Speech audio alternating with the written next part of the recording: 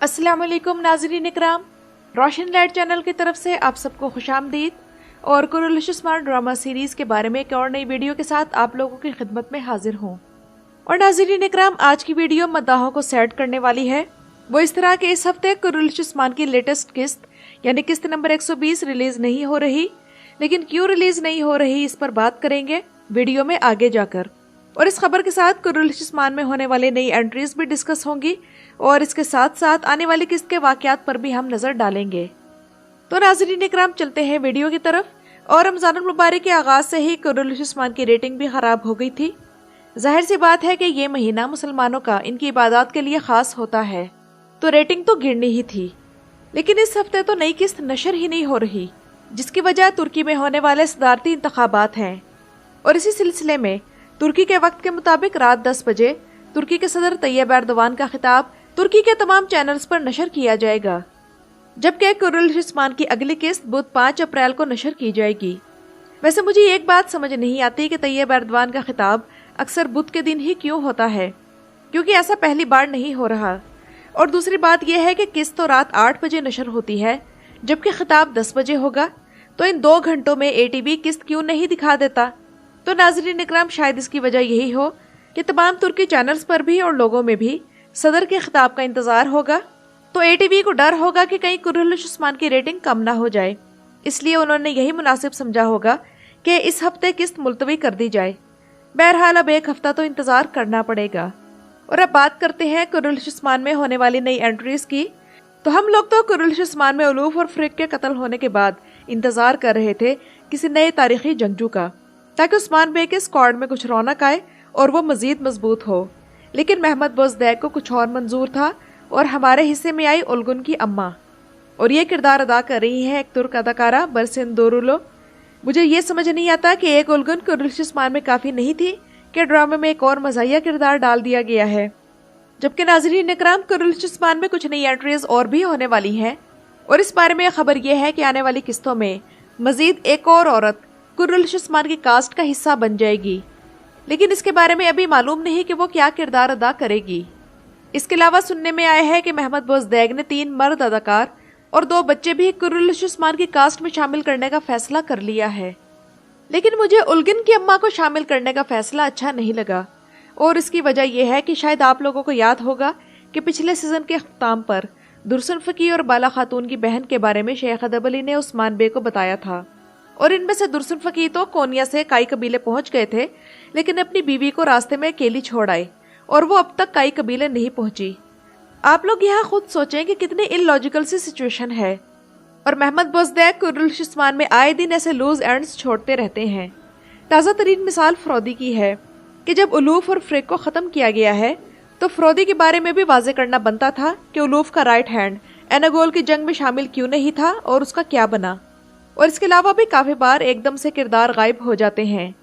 उल्गिन की अम्मा के बजाय सावची के बेटे आर्तुरुल या आग तैमूर के भाई आए दुगदू को दिखा दिया जाता तो मद्दाह ज्यादा एक्साइटेड होते। लेकिन सूरत हाल ये है कि चंद किस्तों बाद दुर्सन फकी को भी उस्मान बे कोनिया छोड़ाए, और आयगोल और जरकोताय के बेटों का जिक्र किया गया था, वो भी अगले सीजन की इतनी किस्तें गुजर गई कहीं मौजूद नहीं है, जबकि जरकोताय अपनी ही मौज मस्ती में मशगूल है। यानी कि महमद बोज़दैग ड्रामे में मुसलसल गैर हकीकी किरदार शामिल कर रहे हैं, जबकि तारीखी जंगजू उस्मान बे के बेटे पाजारली और चुबान बे वगैरह और असल उस्मानी तारीख उस कोने में बैठी रो रही है। मतलब बोज़दैग कहना चाह रही है कि ड्रामा तो इसी तरह चलेगा, तुम लोगों ने तारीख के मुताबिक चलना है तो किताबें पढ़ लो। बहरहाल अब आने वाली किस्त के वाकयात की तरफ चलते हैं। तो अगली किस्त में पहला अहम वाकया होगा मंगोलों का यानी शहर पर हमला, दूसरा अहम वाकया होगा ओरहान का नाइमान के पास जाना इस लालच में कि इसका हाथ ठीक हो जाए, और तीसरा अहम वाकया होगा आग तैमूर की शादी और ओक्तम बे के कबीले का सरदार बनना। तो नाज़रीन इकराम, जैसा कि पिछली किस्त में उस्मान बे एक लेजेंडरी प्लान के जरिए नाइमान के आगे की मनसूबाबंदी भी जान चुके हैं और चंगेज खान की मोहर के बारे में भी मालूमात हासिल कर चुके हैं, जिसके बाद नाइमान का उस्मान बे के खिलाफ गुस्से में आना नेचुरल सी बात है।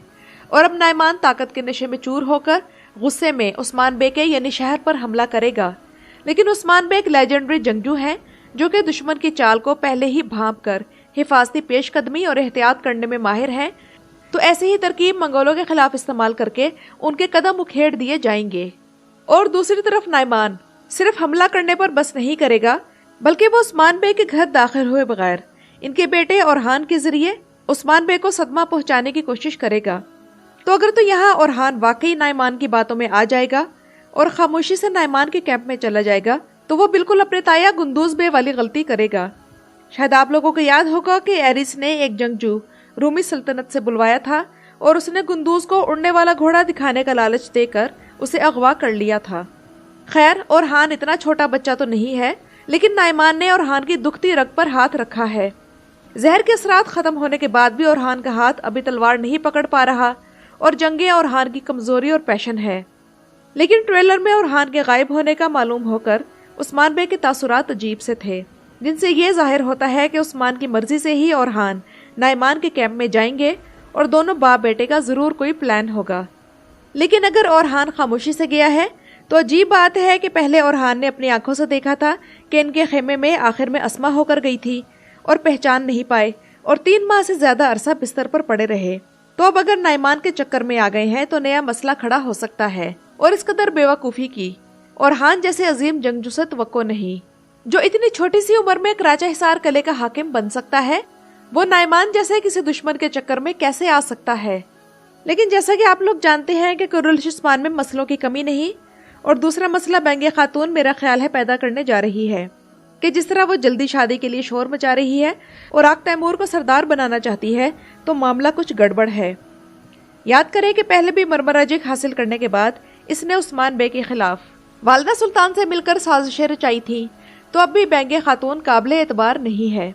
ऐसा लगता है कि आग तैमूर को सरदार बनाकर वो उस्मान बे के मुस्तकबिल के प्लान्स में दखल अंदाजी करेगी और दरमियान में आग तैमूर होगा, जो कि हो सकता है दोनों के दरमियान पिस जाए, क्योंकि आग तैमूर सीधी सादी माँ आयशा खातून का बेटा है, जिसने आज तक कभी तकब्बुर, हसद या नफरत नहीं दिखाई।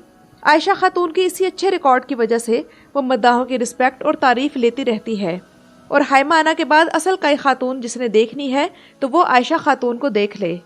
तो नाज़रीन इकराम, हो सकता है कि बेंगे खातून इन दोनों माँ बेटों को इस्तेमाल करे और टारगेट उसका यही होगा कि अपने शौहर ओक्तम बे की शहादत का बदला उस्मान बे से ले। अभी तो अगले हफ्ते तक इंतजार करना पड़ेगा कि अगली किस्त में क्या होने वाला है। तो अभी तो आप लोग मुझे कमेंट्स में ये जरूर बताएं कि आप लोगों को मेरी आज की वीडियो कैसी लगी। मेरे चैनल पर आने का शुक्रिया।